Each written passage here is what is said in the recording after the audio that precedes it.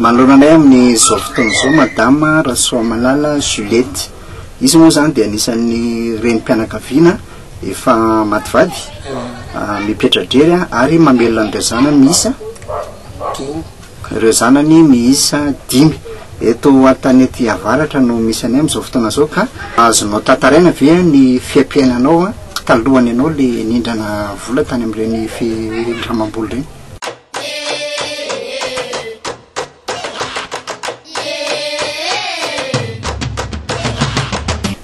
Tamin'ny fotoana mbola tsy nintsambola dia saizana mihitsy namelomako an'ireo zanako ireo. Azy efa mba nahita fond kely zany dia nivarotra. Azy hitako le varotra fa mety zany dia tapa-kevitra fa ninjana vola tamin'ny CFOR. Dia rehefa ninjana vola tamin'ny CFOR dia nampiofanina. Dia narahana tsara io fampiofanina nataon'ny CFOR io. Dia na 5 alina ny vola raisiko voalohany tamin'io. Dia ny zavatra tsy nananako voalohany zany dia ny elo sy ny vilany tokony hivarotako an'ilay lasopy sy anaovako an'ireo hani-masaka. Dia nataoko tamin'ireo tokoa ny le vola. Dia rehefa nitombo le vola dia naveriko tsikelikely ny volany. Azy efa tafaverina ny volany dia nanontany ahy ihany izy blaka ve ianao? Dia hitako fa nety dia eno dia nitombo ihany zany le vola nampinjaminy anahy. Dia teo azy zany no niatsasany tapa-kevitra fa nataoko amin'ilay varotra dia niatsasany mba hampitamanana kopiny. Satria fantatro hoe rehefa kopiny ireo zany mety ahavotra anahy akorasanantsika misy zavatra sy damazo anahy. Dia nipiko dia nety tsara tamin'ny fiainako mihitsy le izy. Dia mbola tsy nionona tamin'iny fa rehefa varotra n'ilay kisoa zany dia mbola vola teto am-pelantanako za mbola ninjana fahazo ihany.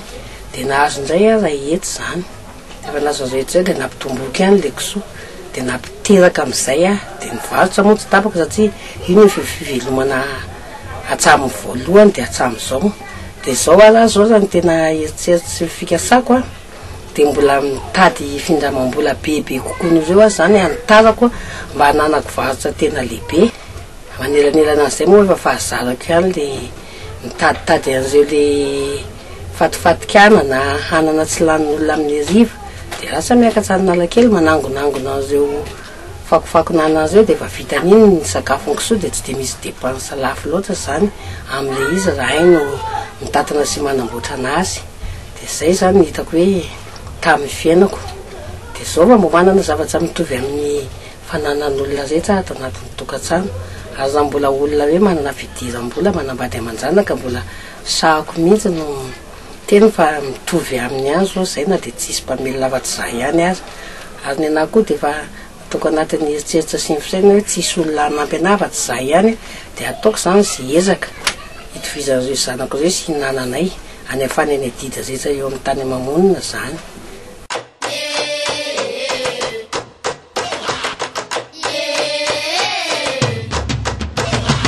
Za zany dia nanana tahiry isaky manatitra azo vola ohatsiny ny zakanao dia nitantaraiko zany ny vola zakako. Ozy za hoe mazaka 5 alina dia nieritreritra ny tany mpampinjam-bola anahy hoe loha atao latsaka izay zany. Dia natao latsaky le 5 alina ny teneniko zany izy. Dia za zany 9,7 alina ny vola dia za tsy maintsy mandody 5 alina na 5 alina mahery. Dia io ambon'le vola zareo io zany napetrako tahiry. Na zao rehefa mody amin'ny ariva dia rehefa mandamina vola hoentina hitsena maraina dia tsy maintsy apetraka foana zany no 200 isan'andro. Marina fa kely le 200 isan'andro nefa ny hitany ihany zay rehefa tena mitambatra.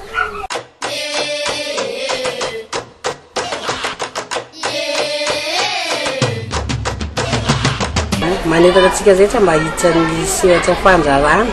Raha ohatra ka ilaina ny findramam-bola dia aza misalasala manatona ireo olona mpampindram-bola.